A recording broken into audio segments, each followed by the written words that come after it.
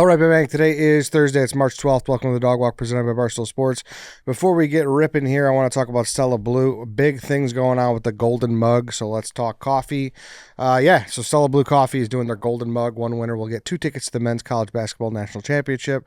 But that's not all. 9 other winners will receive a Barstool Chicago HQ experience with one friend. Buy anything on StellaBlueCoffee.com from March 11th to Friday, March 13th to get entered. Buying cans will count as 10x entries. These lattes are made with 100% Colombian coffee. Each can is a good source of protein and comes in 2 smooth flavors, espresso cafe mocha and espresso sweet cream. Don't forget, buy anything on StellaBlueCoffee.com from Wednesday, March 11th to Friday, March 13th to get entered to win 2 tickets to the Men's College Basketball National Championship. Go check it out. Today, I am joined in studio by the Wonton Don. Donnie, how are you, man? I'm excited to talk to you. I'm doing good, and you? Good. I'm doing great. So this is the Barstool Personality Interview of the Month. I know you've done a good few of these, right?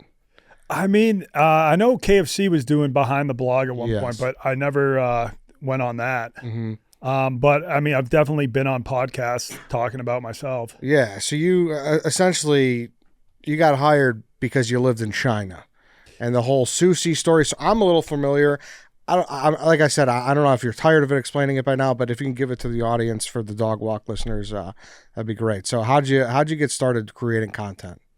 Yeah, so I graduated college, had no idea what I wanted to do, but I did have one friend who was the grade below me in college, and he had gone abroad to Shanghai and loved it so much he was just like, fuck it, I'm going to stay, and just like didn't go back for his senior year of college, just stayed out there.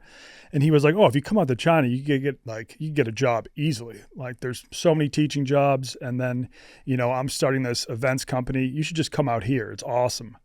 And he was based in Shanghai. Now the teaching, I found this company that places you in a teaching job out in China.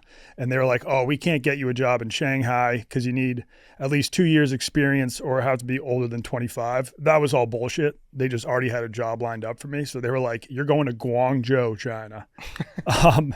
So I went out there and I was like, all right, I'll go to Guangzhou if I can be living with another foreign English teacher, someone else who speaks English, and be living downtown. And they put me in an apartment by myself on the outskirts of the city, not on a subway line. I had to take a 50-minute bus just to get downtown.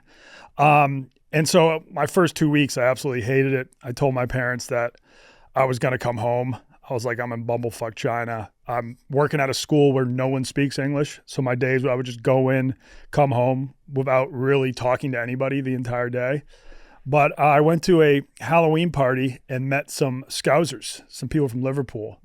And this guy, Steed, who became my best friend, he kind of took me under his wing. And I was the token American with a bunch of British people. That was the hardest partying I've done in my life. Scousers are insane. The dude would go out. He was older than me, 5 years older than me. He would go out on Friday and not sleep until Sunday night. But anyways, I was there for my first 10 months in China and had a lot of fun, but I was like, I got to get out of here. These guys are going a little too hard. I'm never going to turn whatever I'm doing out here into an actual career. So then... How did you even find the invite to the Halloween party? That was just held at an Irish bar.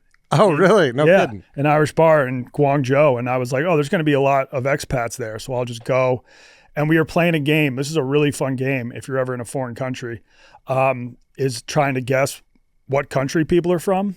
And so there was this larger bald dude. And I was like, I bet this dude's from America. Went up to him. I was like, are you American? And he was like, mate, I'm from Liverpool. I'm a Scouser. I'm not American. I'm not a Yank. And then that's what kickstarted the conversation. So was that your first time traveling out of the U.S.? I had been outside the U.S. That was I actually in college, I went abroad to Africa. Oh, okay. Botswana. Okay. Which was, I definitely had a lot of FOMO while I was there because I had friends in Barcelona, Australia, just partying their dicks off. And I was in a city in Africa where the electricity would turn off at 11 p.m. So why did you choose Africa then? I wanted to go kind of off the beaten path, someplace I probably wouldn't travel to in the future. And I was able to get college credit. It was some sort of like ecology program, and I was a biology major actually. So I got credits towards my degree. So what did you initially want to do with the biology major? I don't know. I mean, the first, like the reason I majored in bio is I had a good bio teacher in high school and I did well in those classes. So I was like, I'll take one at college. I did well in that. And like after my freshman year, I already had a lot of credits towards that major. And I was like, oh, maybe I'll go pre-med. But to go pre-med, you got to take like organic chemistry and physics, which I did not want to do. And so then, I don't know, I was like, kind of had like an environmental focus. I was like maybe doing something that would get me outside, because I never really saw myself as just like sitting in an office 9 to 5. But yeah, then I graduate and I just go teach English in China. So not putting great use to the bio degree. Because it should be mentioned. And I don't know, I'm not blowing the lid here. I don't think people don't think you're dumb. I think people know you're smart, but you went to Tufts, so you're a pretty smart guy. Yeah, I'm definitely book smart, and I feel like I'm getting more street smart as time goes by. Yeah, as time goes by. But you're alive, so you have to have some type of street smarts because of where have you been. And yeah. I think definitely I picked up my street smarts probably after college. But what a leap, Don! Like, you really didn't think you could find a job in MASH? Like, you were just like, yeah, sure. Yeah, I remember I applied for Teach for America. Okay, I did too, actually. I didn't get accepted. Neither did I. Okay. Like, they didn't even want me teaching at the worst schools in America. So I just went, I say this, I did unteach for China. So I just, instead of making American kids smarter, I just went out to China and did my patriotic part of making Chinese kids dumber. So is it safe to say, though, if you had another friend who had an opportunity elsewhere, that could have been the path you went down? Yeah. I was definitely exploring other possibilities. I remember I went for a job interview in Washington, D.C. at this like environmental consultancy. Don't think the job interview went well. And I always knew I wanted to travel because like I had done a couple trips. We did a high school field trip to Belize in Guatemala. Like we had to do a bunch of car washes at the school to raise money for it. And then like, I think we got it down where the price was just like $400 per kid. And that was incredible. That was like, that was probably one of the experiences that got me hooked on traveling. I was the kid who like went out and like found beers for everybody, walking around Guatemala being like, "Donde es cerveza? Where is beer?" Yeah. So my friend kind of sold me on moving out to China. He was like, well, you get out to China, you'll have a bunch of, holidays and vacations, which you can then use to travel around Asia and do like a 2-week trip down to Southeast Asia or something. It was kind of a 2 birds, 1 stone. You needed a job. You also want to travel. It's like, hey, why did not make my job and traveling coincide?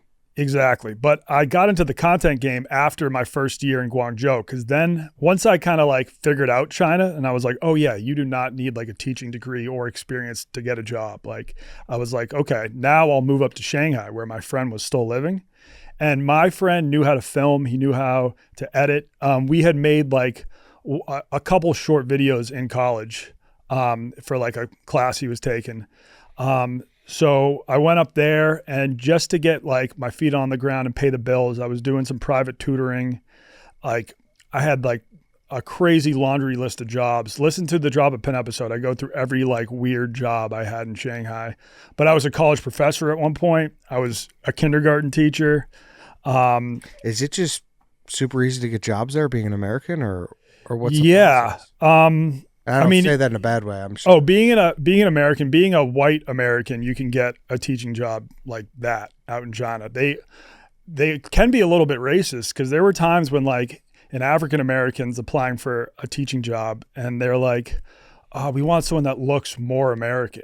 Like, oh, really? Like, and so there were times when like a Chinese school would hire this like white Ukrainian guy to teach English over an African American who actually like grew up speaking English. Really? Was fluent. Yeah, they would like hire like a Ukrainian guy. That's wild. Yeah. So I went up there. Then my friend who knew how to film and video edit, he also had this events company. So we would organize like party buses.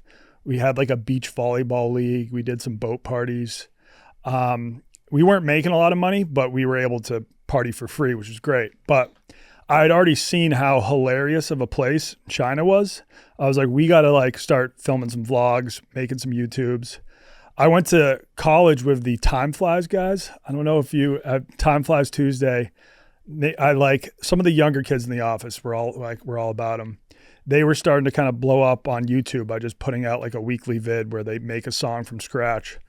So I wanted to start doing weekly vlogs from China. And so we thought of the concept Donnie Does China, where I'm sort of playing this masshole that blacks out at Logan Airport, just wakes up in China. And it's all like the weird shit that he does. So my very first vid that I ever made with him got shared by Barstool. And that was me teaching English in a kindergarten class. I just brought a camera guy to the class I was teaching. And I was like teaching them Yankees suck. I was teaching them like we love Kevin Garnett. Yeah. I remember this. Yes. I taught them like, I was like, everybody do the Plaxico Burress. And then we all pretended to shoot ourselves in the leg. So this is 2000. They probably shared that first video like in 2012 or something. Okay. Yeah, that's when I first started putting out content. And Barstool shared that video. And I remember Portnoy was like, I don't even believe this guy's actually in China. I think he's filming this in Chinatown in Boston or something. And then Barstool shared the second video I made too, which was my first Shanghai Sharks game. Okay. I thought it was in the Pacquiao one. No, the Pacquiao one wasn't until like a year later or something. Okay. Sorry, continue. Yeah, so like Barstool, they shared the first 2 YouTube videos I ever made that helped them get views. And I was like, oh, this is like taking off faster than expected. Like I could actually turn this into something.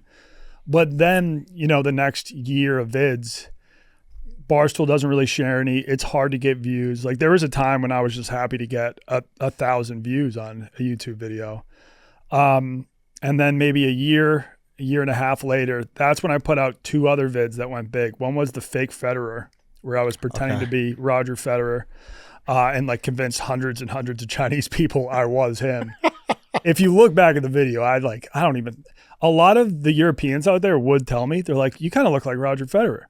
I don't hear it from Americans that much, but Europeans would always say that to me. And Federer had a tournament in Shanghai, so his poster was like all over the city. So I decided to dress up like him and have some people in suits near me pretending to be bodyguards, and like we got absolutely mobbed. I was signing people's purses. Like these were like $1,000 purses, and I was just writing Raj on it. R-O-G. I go, oh, I'm going to drop a Raj bomb on this designer purse. That's so funny, dude. And then the Pacquiao video was the one after that, which was when I snuck ringside at a Pacquiao fight in Macau, which is like the Las Vegas of Asia. Mm-hmm. Yeah, I've heard of that. And so then I got another, like a second wind, and I was like, okay, now this is going to turn into something. But it wasn't even that you had desire to be a content creator. You were kind of like, this opportunity is so funny, I have to capture it. No, I think I've always like loved making my friends laugh and stuff. And like, I just never really knew how to film or edit. So like, I did really enjoy doing it. And I was like, I would love to turn this into like some sort of career. Okay. So you had a creative itch, but like, yeah, who knows if you ever would have scratched that if you didn't go to China? Is that fair to say or no? Or do you think even if you stayed here, you would have been the Boston sports guy and fucking, No, I don't think that would have happened. No. But yeah, no, I did. I've always had a creative itch. I've enjoyed performing and stuff, but yeah, it's like if I had gotten one of those jobs right out of college, who knows? Yeah. Maybe like once you start something, it's hard to stop. And like, it'd be a lot if I like just worked like a normal job my first 3 years after college, it'd be a lot harder to be like, oh, I'm going to stop and pursue this creative thing. Yeah. But yeah, the Pacquiao, the Federer video didn't get me a job at Barstool, but I did email like back and forth with Portnoy at one point, but nothing really came of it. And then there was, so I was just still out in China, not working for Barstool. I started the Suzie business at one point, half suit, half jersey, all class, which are like suit jackets, but branded with your favorite team. So you got the logo on the front, it's in your team colors, and then there's a name and number on the back. And I was just making those illegally for people without like having the licensing or anything like that. And that was around the time I think that the Pats beat the Seahawks, and I pitched Portnoy. I was like, can I make a Super Bowl Monday video for you? Because I think I had already done one about what it's like to celebrate the Super Bowl out in China, because it's always on a Monday morning, and it's a very fun day because you wake up at like 6 a.m, you start drinking at 7, the game starts at 7:30, it ends around 11 a.m. And it usually falls around Chinese New Year, so no one's really working, and then you're just bombed and you go out and party for the rest of the day. So he was like, yeah, I'll pay you $500 for that video. And so I hired a cameraman for $100, went and filmed it. And then Dave stopped responding to emails. It was a very busy time for him. But I reached out to Hank, and Hank was like, oh, dude, just like log into the website and post the video. And he gave me the Barstool login before I worked for Barstool at all. And before Hank, maybe me and Hank had met like once, but no, I don't think Hank knew me at all. He had just seen some of the other vids I made. And so I was like, I'm not just going to post it without like hearing from Dave. But it's also insane he gave me the login. Like, I think I could have logged in and just like deleted the entire website. I'm not surprised. Yeah. I'm not surprised. So yeah, the Suzies, I was like, I want to try to make this legit. So I got licensing from Clemson University. Because if you want the NFL licensing, I think you got to guarantee them like $100,000 a year or something. Mm-hmm. But with college licensing, you can just do it college by college. And the Clemson license was like 12% of revenue or just $500 a year, whichever is more. And so then I moved from China to Clemson, South Carolina, which honestly, a lot more culture shock moving from China to Clemson, South Carolina than I think there was even going from college to China. I bet, which is pretty crazy because it's not that far from Mass, right? I mean, but it's a flight away, but it's still, you're not. The thing is like I was maybe 28 at the time, and so Clemson's like a small college town. It gets packed on game days, but it's a rural town in South Carolina, and I'm like a 28-year-old, so I'm too old to hang out with the college kids. I would just be the creepy older guy. Yeah. And then all the people that are still in that town my age are like some of the like most redneck people you can meet. I made some good friends and stuff, but like I was living in a house with like a couple roommates, and like I remember one time all the power went out in the house, and then like my roommate comes running in and he was like, fuck, I was driving home drunk and just drove into a telephone pole and just took out all the electricity in our neighborhood. Oh, no shit. He's like, you got to help me hide my like truck in the garage. What the fuck, dude? And like, yeah, and he'd always be like showing me his guns and stuff. So it was just a change of pace. And all money I made from Suzie's would go back in the company. So then I was working as a bartender at like a college bar there. And there were a few times when like a college kid would come up to me and be like, aren't you the like Donnie Does China guy? Why are you working a college bar in South Carolina? That was probably one of the darker years. Just because you didn't have money, or because you didn't like what you were doing, or you didn't? Yeah, I didn't love what I was doing. Suzie, or just having a bartender? Yeah, I wasn't super passionate about Suzie. I think it would have worked like here at Barstool, like with our audience and stuff. But Suzies are tough because you can't just make suit jackets in like small, medium, large, extra large. Like, I think it could work if it was a custom business where everyone gets to design their own and then they send in their exact measurements. They'd have to pay more, but that would be cool. Just everyone gets to make their own unique jacket as opposed to just trying to make like 100 Clemson jackets. Yeah, 100. Yeah. Whoever. And then I got 2 Drunken Publics that year, which was that. And I remember at first I was like, I can't have this on my record. I'm going to have to get a real job at some point. So I had to clean the Clemson Fire Department for like 40 hours just to get it off my record. Really? And how was that? It was fucking brutal. It sucked. Were the guys cool? Oh yeah. All the guys were cool. Just 40 hours is a lot. Yeah, that's a ton. Yeah. To be mopping and sweeping and. Yeah, and the Drunken Publics weren't. It's not like I was going out and starting fights and shit like that. I just twice fell asleep in the wrong place. One time I fell asleep in a Little Caesars. It was like an 8 o'clock Clemson game. We started pre-gaming at 8 in the morning and then went out after the game. and like I ended up at a Little Caesars. And I guess I just fell asleep. Fell asleep and you're hot and ready. And then they tried to wake me up. They couldn't wake me up, so then they just called the cops and woke up in the drunk tank. It's tough. But that's when I was living in Clemson when I saw the posting for Barstool Idol. And I was like, I think was it the first year? I think it was the first year. It was, yes. Yeah. Year Francis won. Yeah, the first year they ever did it.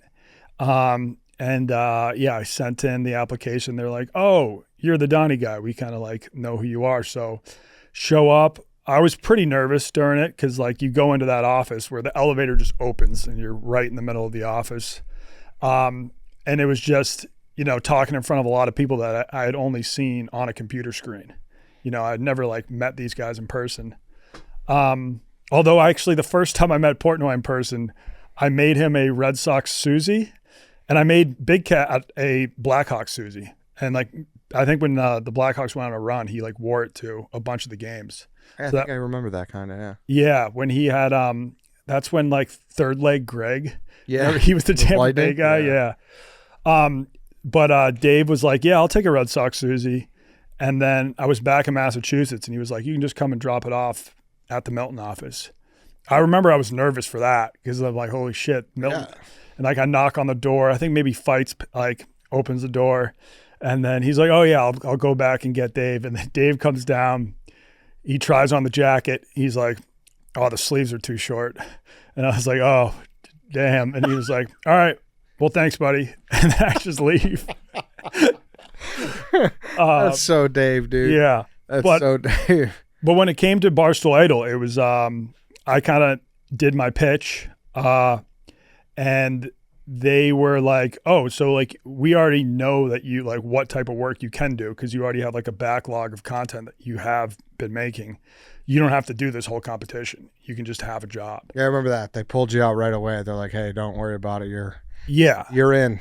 And that was a godsend because it's like, I don't know if those competitions always like you're always able to highlight, what you could actually do for the company. Yeah, like obviously you're fucking an awesome content creator, but like who knows if you pass all the tests that they had lined up because like you do different shit. Yes. Right? And some of the tests are weird. Like I know one season everybody had to do a pizza review or something. That's like, why are we having people do pizza reviews? Like that's Portnoy's thing. It's like when they get a job, it's not like they're ever going to have to do a pizza review. Yeah.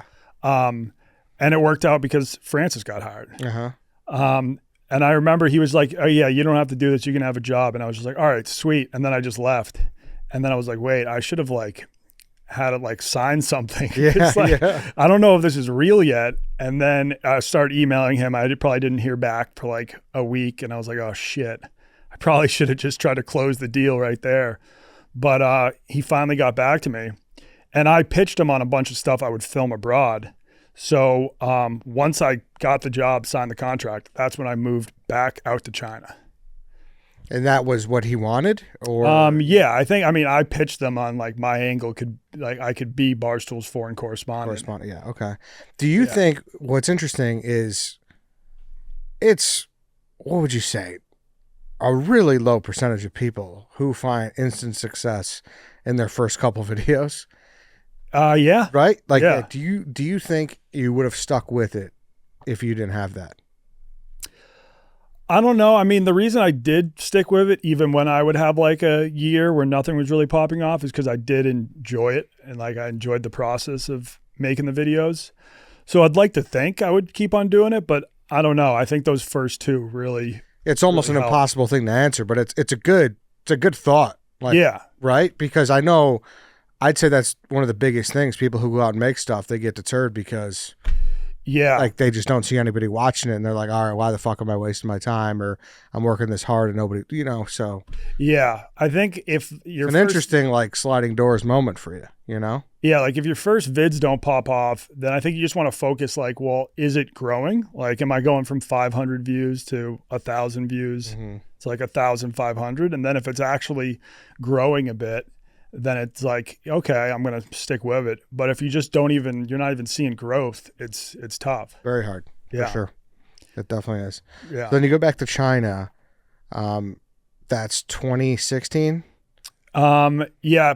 I mean, my first day working was like I think Feb 1st, 2017. 2017. Then you came back, what, like 2019-ish? Yeah, I came back just for Christmas and the holidays in 2019. So I came back in December, and then that's when I started hearing about COVID out in China. And January came around, and I was like, I don't know if I should go back to China. It's like before it had reached the U.S., and my girlfriend was out in China, and I was like, yeah, maybe you should come back too.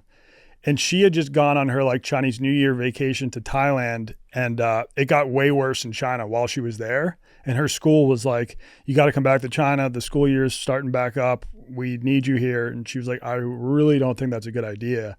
And so she just flew from Thailand back to the US, and I was already back there. And then, yeah, it did get way worse in China, and they like eventually just closed the borders between US and China. Was it a lot different from how we kind of locked down versus them, or what do you remember most about what was going on there? Because obviously it was going on sooner than here. So the first lockdown in China, I think, was only really bad in Wuhan. Like if you were in Wuhan, I think it was really bad. They were just letting no one leave, no one enter the city. But the first lockdown in Shanghai wasn't that bad. And China was committed to zero COVID. They're like, we want to get this to zero COVID cases. So they completely shut down Wuhan. And then it eventually died down in like the rest of the country. So I think Shanghai, it was a similar lockdown to the US, but only 3 weeks.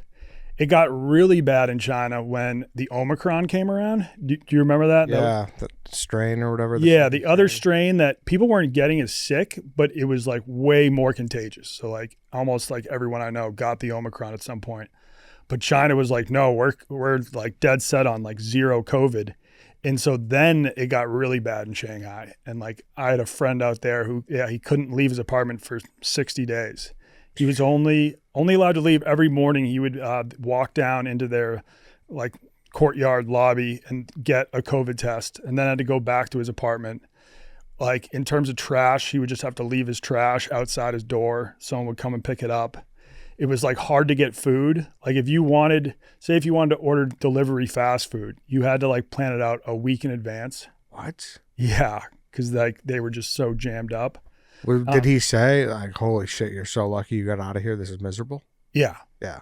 Yeah. There was and then like China would like drop off some kind of food supplies for people, but it would be like a cucumber, a couple potatoes, maybe a tomato, and then like you could try using the food apps, but it just like crazy expensive, crazy long wait times. And yeah, people were just going insane. So that's why like at one point I knew tons of people out in Shanghai. I think after the Omicron lockdown, 80-90% of the people I knew out there left. Oh, no kidding. Yeah. So it was like over, your kind of era with those people was just like, it's done. Yes. I do still have a couple close friends that are out there. Have you been back since? Yeah. I went back, I think maybe April of 2023. Was it a lot different? It was a lot different, but Shanghai is coming back to life. It used to be kind of like the wild, wild east where there weren't a lot of rules, especially for foreigners. There were probably more rules for Chinese people, but if you were a foreigner out there, they're like, just do your own thing. As long as you're not selling drugs to Chinese people or you're not fighting Chinese people, we'll just like let you do whatever you want. But that has changed for sure. Even before I left, the cops started doing these raids on like Chinese clubs where they would show up at like 2 a.m, close the doors, and make every foreigner there pee in a cup. And if you tested positive for any sort of drug or something, they'd either be like, okay, you can be kicked out of the country or you can do 2 weeks in jail. Wow. Yeah. Why they crack down so much? It may have been when like U.S. and China relations started to sour. Oh, okay. Like I think like when Trump got elected in 2016, I think he was harder on China. So then China was like, we're going to be harder on all the foreigners that are living here. But then over COVID, it changed even more, and it was dead for a while. But it seems like it's coming back to life. That's good. Yeah. Would you ever move back out there? I would love to go back to like visit again, and I still have a visa. I don't know if I would move back out there. I don't know. My wife is interested in like living abroad again at some point. Yeah. But now I do a lot more stuff that's like tied to the office. but who knows? Never say never. Do you like that more, or do you kind of wish you were doing your more travel stuff? I mean, it's when you're already living abroad, it's definitely easier to do a lot like more travel stuff, just because you're living the lifestyle. But I would say Chicago's been a good place to start a family. Like I have a 1-year-old now, and it's been good in that respect. And like I still hope to do a lot of travel from here. I just need to plan it out a bit more. Okay. I can't be like before having a kid. I could be like, oh, I got to go to this headless goat polo match in Tajikistan. And like, even if it didn't have a sponsor, like if I got the green light through Barstool, I'd be like, yeah, I got to go do it.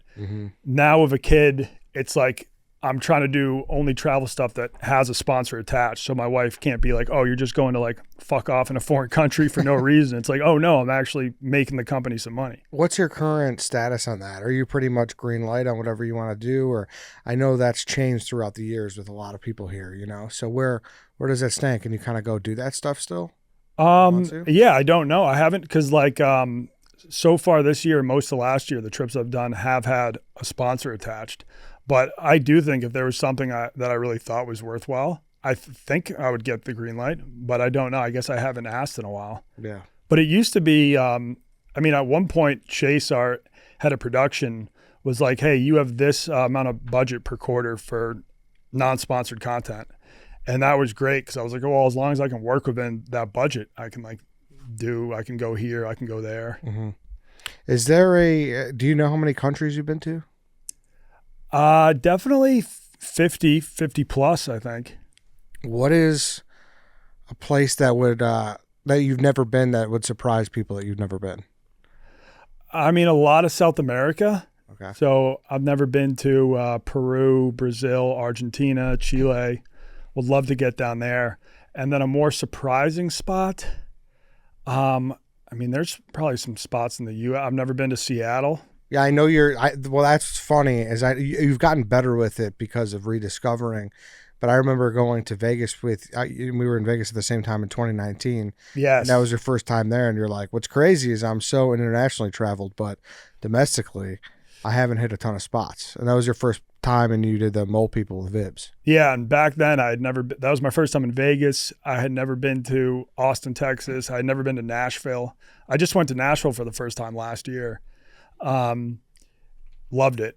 But dude, our first time in Vegas was hilarious because I was waiting to maybe film the Mole People video, and you and Dave were there for a NASCAR event. Yeah. And then we all went out to the club one night, and then Dave was like, "I'm gonna call it early, or I'm gonna go to, I forget where you guys were gonna go." But he had already gotten like 2 bottles and 2 tables at this club, and he was like, "You can stay." And I was like, "All right, I guess it's near my hotel." And so then he leaves, and I'm just in like a Vegas club, just like 2 bottles to myself, which you almost feel like more of a loser when you're just like chilling with your own bottles. I was like, who wants to come drink with me? Yeah, for sure. Do you have like your top 3 on your want to hit list for like countries or states or cities? Let's see. So I would love to go to Peru. Maybe Peru and Brazil would be up there. And then where else in terms of, I'm trying to think if in like Europe where I haven't been yet. And then Germany, Spain. I've been to Germany and Spain. Germany was just a layover, like a 10-hour layover in Munich. Got to walk around. That was a lot of fun, but I mean, I would love to bring Pongzai to Oktoberfest. If I could, like, he texted me once and said, like, I really want to go. But he also, like, he's never even been to the Great Wall of China. Like, he's a homebody. I don't think he's really left his village much. So he might get a little scared if I just, like, here's your flight to Munich. Yeah. But if we could get me, Pongzai, and Deutsch at Oktoberfest, like, that would be incredible. That'd be awesome. Indonesia, I've never been to. That's where like Bali is. I don't know how good the content would be there, but it would be a very fun trip. Mongolia. All right, that's a 3. So Peru, Mongolia, and Indonesia. Sure. Yeah. All right. Yeah. There you go. So that's on the upcoming list then. What's a place that you went that you had low expectations coming in, but you were surprised by? That's a good question. The Balkans, I didn't really know much about, but that whole region, when we were growing up, there were all these wars over there. That was like the Kosovo Serbia war. They're like, when you hear the word Balkans, that's where like World War I kicked off. And so you kind of just think of like war when you think of the Balkans region. But we did a Barstool Abroad series out there, and my friend just rented a car, and we hit maybe 6 of the countries, and it was awesome. Like really beautiful. We did Croatia, Serbia, Montenegro, Albania. We drove through North Macedonia. You can probably skip that one. But those 4 countries were awesome. Yeah, very fun people, beautiful coastline. Like Kotor, Montenegro, that's probably one of the most beautiful spots I've been. Really? Yeah. And you were like, I'll go on this, I guess. But yeah, no, I was excited to learn about it, but I didn't really like when you hear the word Serbia, like it doesn't sound like, I don't think Americans have the best like opinion on Serbia. And I wouldn't say they're bad, but I would say it's just not. No, but you probably think more like Russia when you think of Serbia. Like it's just a really lot of like people that aren't super friendly, people that are very serious. Jokic. Yeah, Jokic. You almost like, before going to Serbia, I kind of just thought of it as kind of just like gray, dark. People aren't super happy. But no, it was a great time. Very fun bar culture. They love cranking hoons. There you go. Yeah. What's a place that you had high expectations for that was not as great in the end?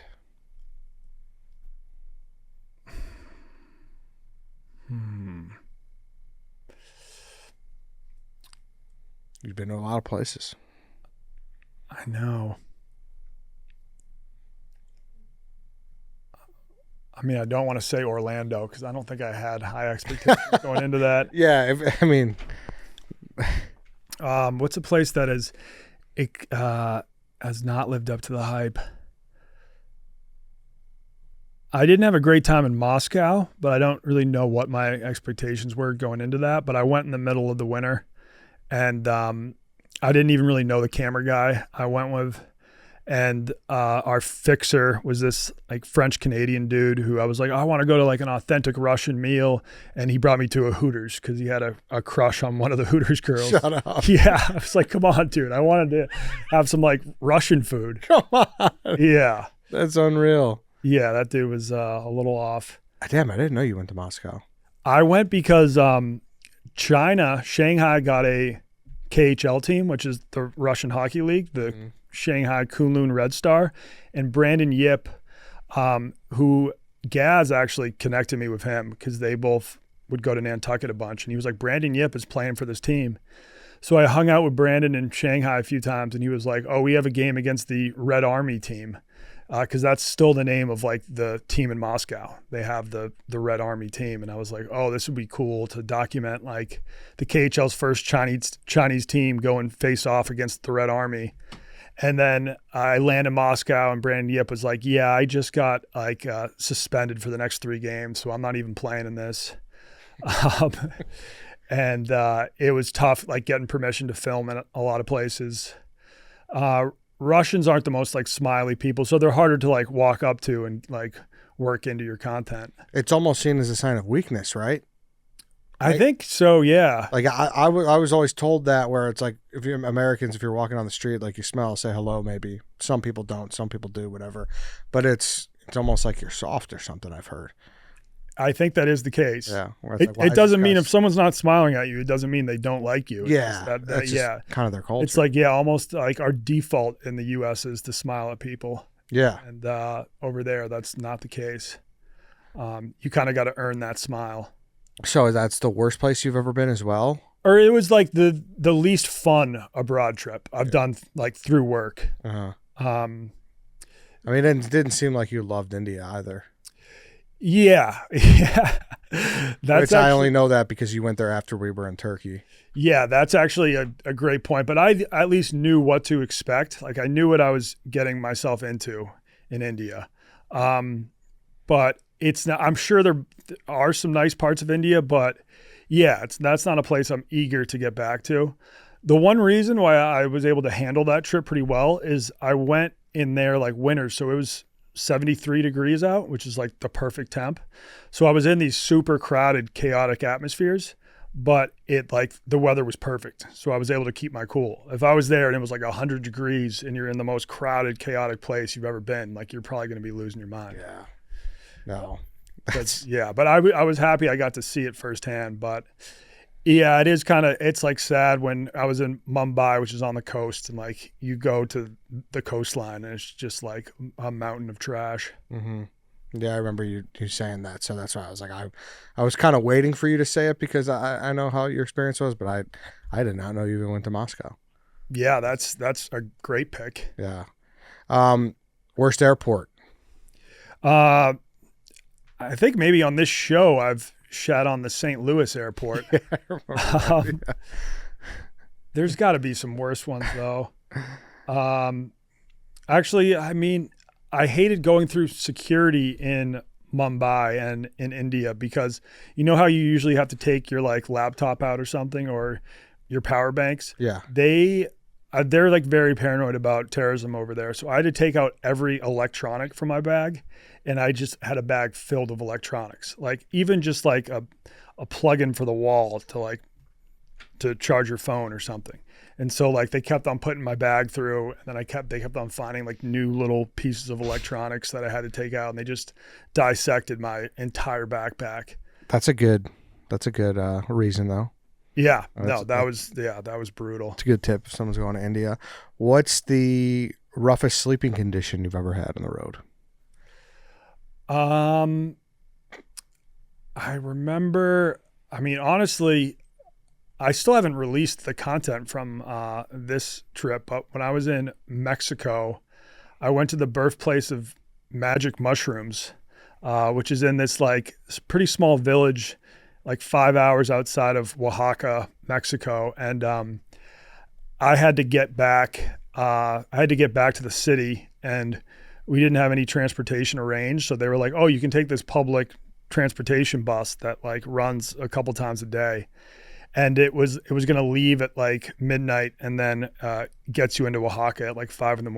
And it was just jam packed with people going around like the craziest, bumpiest roads you've ever experienced. And I'm also trying to sleep on that bus. And so I thought I was going to like die after the first like hour because I was in the way back and was so nauseous, just like sandwiched in between people trying to sleep. Luckily, I think halfway through, a couple people got out and I like took a Dramamine and was able to sleep a little bit.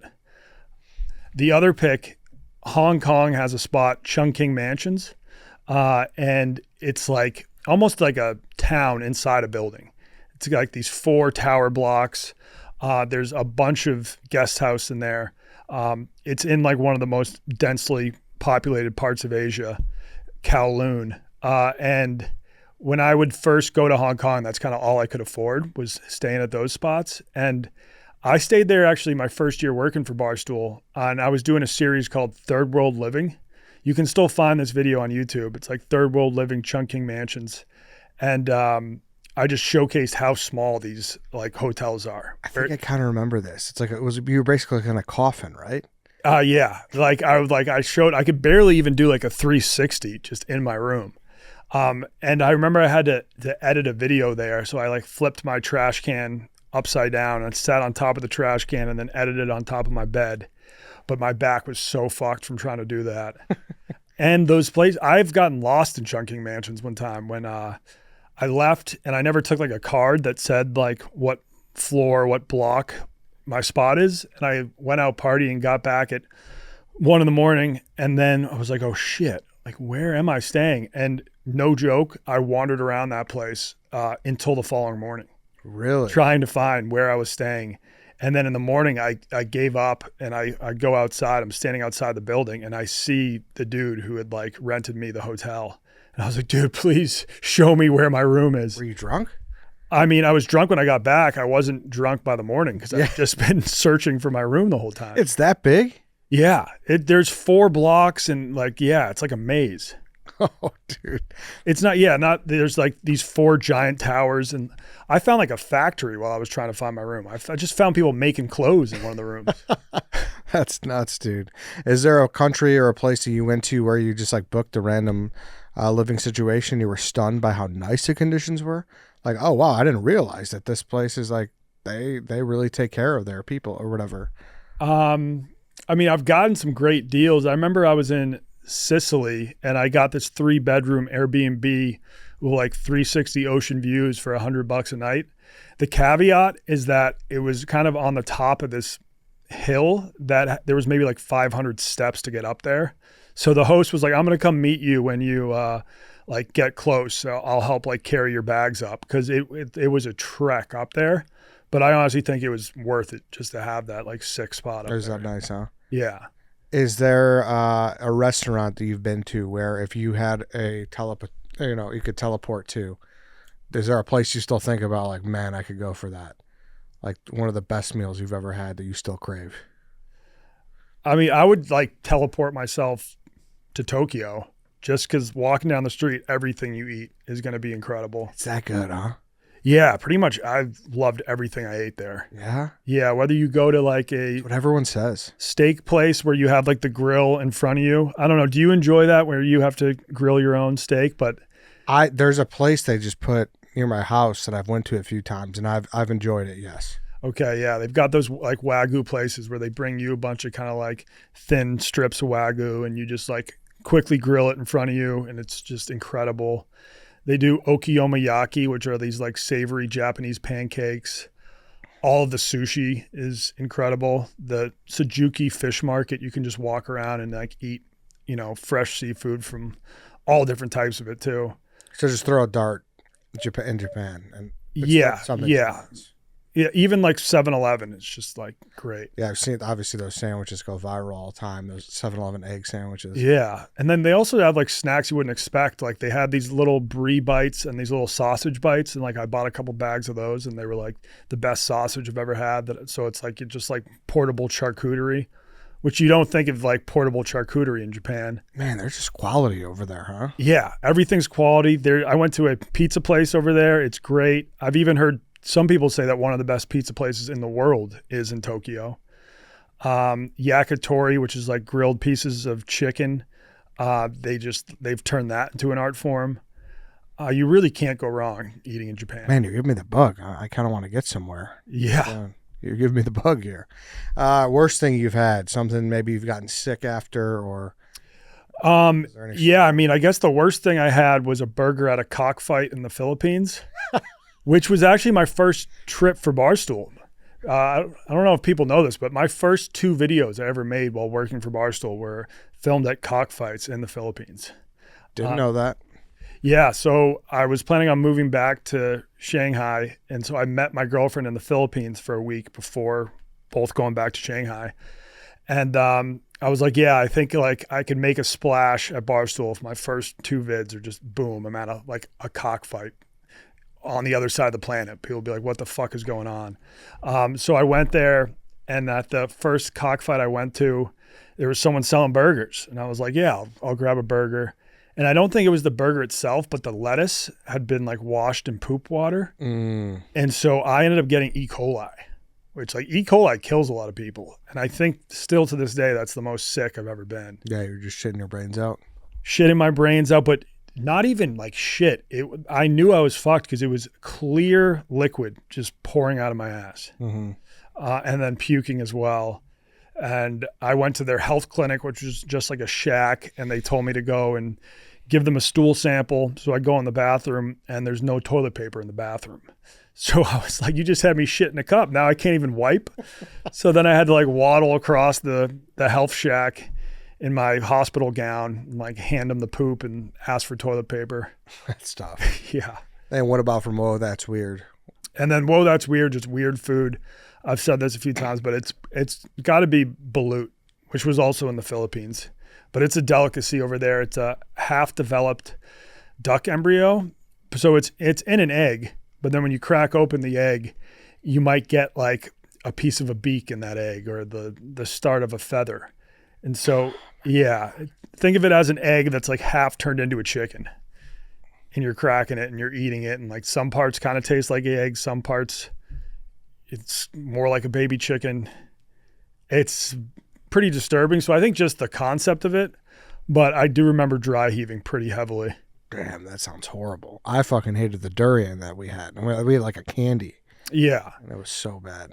And then also starfish, which I don't even know if people actually eat starfish, but there was a street in Beijing where you could get all these like weird bugs and stuff. And they also had starfish on a stick that they would throw on the grill and serve to you.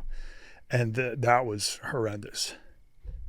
I think they might just put that out there because they know like tourists will buy it. But really? You're definitely, maybe there is a way you're supposed to eat starfish, but you're not supposed to just bite off a leg like I did. And of course, and I'm sure you've dealt with this before, like it's just part of the grind and, you know, part of that gig of doing it is, was there at any point you lost something, like any video you filmed or any lost footage or something that was like, ah, fuck, this killed me that we lost it? Because obviously you were renting out camera guys and stuff. So I'm sure it wasn't always a clean production.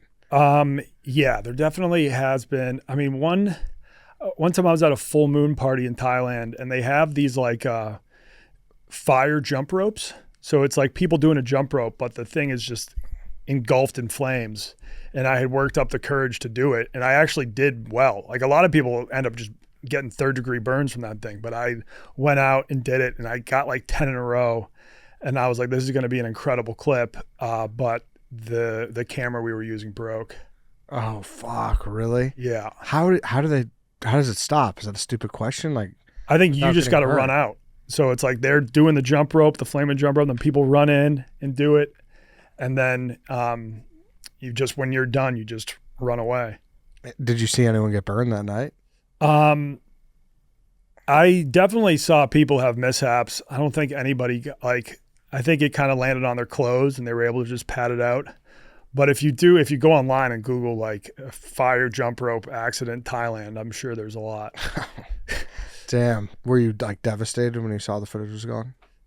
I was, because I was like, I just kind of almost like risked my life doing that shit. Now we don't even have the footage. Nothing to show for. You got to get back now. Yeah, but I think now I'm probably past my jump roping prime. Nah, you probably only get like 3. Yeah, 3 and then 3rd-degree burns. Any like close calls, scary situations where you're like, oh shit? I mean, for sure, but the E. coli was one of them.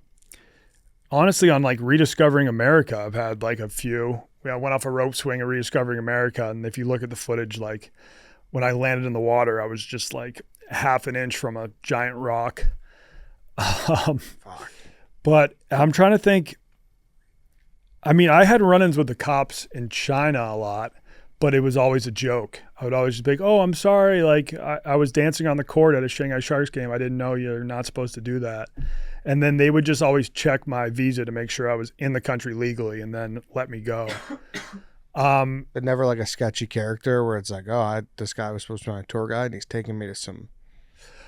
I mean, that must have happened. I got robbed by a guy in Mexico, but well, he offered to be my translator at this event, and like I paid him, and then 3 minutes later he was just nowhere to be found. Okay. But have I been like, I mean, honestly, me and White Sox Dave, when we went to the hood of Santo Domingo in the DR, like I've told him that that's probably one of the sketchiest places I've been. But we paid. It was our Uber driver that picked us up at the airport. He was like, oh, you got to check out this arts district. And then we learned it's also the most dangerous hood in the DR. But we paid him around like $200. And he was like, yeah, I'll be able to keep you safe. You know, that was sort of protection money. And like he brought us into like a trap house where they were passing around blunts. And then there was a guy in the back of the room just bagging up white powder. I think we got age restricted on that video because me and White Sox Dave are just hitting the blunt in the video. Is there something on your like no list? Like you're like, I'm not doing that. So there was a time when I was like, I should try to do content in North Korea because I knew a couple people in Shanghai who had been, especially I knew one guy that had done the Pyongyang half marathon. And I was like, it'd be hilarious if I did this for content. And then when they killed that American kid, like the American college kid, Otto Warmbier, he, went on like a tour, and I think he took a poster off the wall of his hotel. And as he was leaving North Korea, they apprehended him. They were like, you're sentenced to 15 years hard labor in our labor camps. And then 3 weeks later, they just returned him to the U.S. and he was in a coma. No one's really sure what happened, but he like died a few days later. So that ruled out North Korea for you. Yeah, because I was like, that's fucked up. I don't want to be like shining a light like on this country. Can you even do it though? Like, I know you're monitored heavily. Not from the U.S., but I think if I was in China and booked a tour from China, I'd be able to go. And there's it's a lot tougher now having a kid. Like at one point, someone offered to take me to Ukraine. He's like, my girlfriend's Ukrainian. We still go once a year during the war. You got to come with us. And that's something that, like, before having a kid, I probably would have jumped on that. But now that I have a kid, if my wife hears I'm going to Ukraine, she's probably going to be pissed. It'd be cool. I would like to see Chernobyl. Yeah, Chernobyl would be cool too. Yeah. That's close to like the Russia-Ukraine border, right? I believe so. Sure. Yeah, there is like, I mean, I went to Iraq, had a good time there. But yeah, I mean, there are times when I want to like push the envelope and like go someplace really off the beaten track. But if it's currently a war zone, I don't know if that's going to fly with my wife. Yeah. There's no more just you getting drunk solo at Little Caesars. Yeah. Got bigger shit to think about now. Yeah. Give me a hidden gem. Like, what's a place that, because I think Americans naturally, it's like, oh, I'm going to England, I'm going to Italy, I'm going to Spain. Medellin, Colombia was, I loved it. And I think for just years, people just heard it was like the home of Pablo Escobar. I think during like the 80s and even the 90s, it was definitely a very dangerous place to travel to. But when I went there, it's beautiful. It's in the middle of a valley. They call it the city of eternal spring because it's springtime weather year round. They took like an area that used to be the most dangerous hood where there were like wars between the cartels and the police. They've now turned it into this like beautiful district that's just filled with street art and performers. That's like, it's become very touristy, but it's a fun place to check out. Did you go hippo mode with Pablo Escobar's hippos? I got to see some of Pablo's hippos. Was not allowed to go hippo mode there. But yeah, I was going to say, I'll ask you the dumbest thing you've ever done, but I already know it's that video of you going hippo mode in Africa with Za. According to Za, that's definitely the dumbest thing I've ever done. I feel like I was far enough away from the hippos. I don't know if people are out there listening, watch that video. That was, my jaw was on the floor that you did that. Yeah. People told me afterwards, they're like, you should be more concerned about getting in that water because there can be like brain-eating amoeba or some like really bad bacteria, or like a crocodile could have snuck up on me. The hippos I at least had an eye on. Yeah. And apparently hippos can't swim. So you can like, I was in really shallow water. Like hippos kind of just bounce up and down off the bottom. So you knew they weren't going to sneak up on you. Like yeah. A rock. Yeah. And if they started to charge me, I was just going to go into our like concrete bathroom, which I think I'd be safe in there. Crazy, dude. Yeah. Anything else, man, that we didn't get into? It was a nice breakdown. I mean, this was a lot of fun. I'm definitely could, even share even more stories, but this was a great start. Yeah, no, I'd love to break it down more with you because I like I said, I know you've talked about a lot of things, and I almost rushed your intro there, and I learned shit in that first 20 minutes, so I'm happy you did. Because everything's spread across so many platforms here and shows, so yeah, it's I think it's always good to retell it. And it's also like there's Barstool, I think, has gotten so many new fans over the last 3 years that like they like Barstool has gotten a lot of new fans like since I've moved back from China. So like some people at this point might not even realize that I lived in China for so long. Mm-hmm. For real, I they probably wouldn't. Yeah. Because since I've been full-time and you've been full-time, you've been here for the most part. Yeah, you started going full-time? I went full-time in 2019. Oh, yeah. So, Yep. We were close. Obviously, I was here earlier, but I definitely remember him blogging the Pacquiao thing and being like, "Who the fuck this guy? He's at it again," you know. So Yeah. kind of funny. I'm trying to think of one last hidden gem to leave people with. Yeah, because I'd say Colombia is pretty known at this point. Yeah, it's maybe kind not of Medellin. Oh, I mean, this is probably well known too, but the Dolomites in Italy. Everybody hears of like the Alps and going skiing in like Switzerland or France, but the Dolomites, which are in northern Italy, like 2-3 hours north of Venice, those are the most beautiful mountains I've ever seen in my life. Really? And I mean, skiing and snowboarding in the U.S. has become so expensive that like you could probably do a trip over to Italy to ski for maybe like around the same price as you would do something in Colorado. Yeah. Yeah. You're probably right. Yeah. This was fun, dude. Thanks for doing it. Thanks for having me. Drop a Pin comes out when? Drop a Pin drops now every Sunday night. Once the football season comes around, we'll probably go back to Monday mornings. Cool. Yeah. Awesome, dude. Thanks a lot. Appreciate you jumping on. That's it, everyone. Thank you for listening. Thank you for watching. Go check out Drop a Pin, and we'll see you guys on Tuesday. Thanks for having me.